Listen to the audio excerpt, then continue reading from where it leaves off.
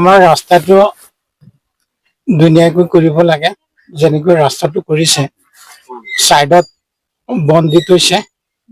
এনেকুৱা ৰাস্তাটো আমি ৰাইজে কমপ্লেইন কৰিছোঁ, চাইড বনটো হোৱা নাই। আমি মুখ্যমন্ত্ৰী গৰাকীক আহ্বান জনাইছো যাতে ৰাস্তাটো আমাক তৰ্জন্ত কৰি সুন্দৰকৈ কৰে, যাতে আমাৰ ৰাইজে আমি যাতায়াত ধুনীয়াকৈ কৰিব পাৰোঁ আৰু আমাৰ ৰাস্তাটো যাতে ধুনীয়া হয়। আমাৰ ৰাইজৰ মনটো সন্তুষ্ট হোৱা নাই, সেইটো গ'ল।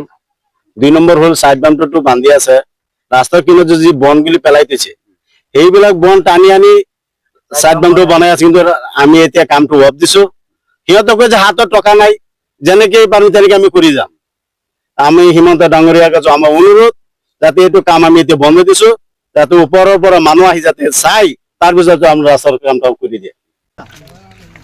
আমাৰ সামগ্ৰ সমষ্টিৰ কায়মৰী জিপিৰ 6 নম্বৰ ৱাৰ্ডৰ পূব মধ্যম কদমগুৰি গাঁৱৰ যিটো ৰাস্তা বনাইছে, ৰাস্তাটো ৰাইজৰ মন সন্তুষ্ট হোৱা নাই। ৰাস্তাটো যেনে তেনে বনাইছে, এতিয়া যে চাইড বামটো বনাই আছে, আমাৰ মুখ্যমন্ত্ৰী অসমৰ মুখ্যমন্ত্ৰী হিমন্ত বিশ্ব শৰ্মা ডাঙৰীয়া ছাৰৰ ওচৰত আমাৰ বিশেষ অনুৰোধ, ওপৰৰ পৰা ইঞ্জিনিয়াৰ পঠিয়াই আমাৰ ৰাস্তাৰ কামটো যেনেকৈ কৰিব লাগে ইঞ্জিনিয়াৰ মতে সেইমতে কামটো কৰি দিয়ক। আমি ৰাস্তাৰ কাম অফ দিলোঁ, ৰাস্তা ৰাইজৰ মতো হোৱা নাই।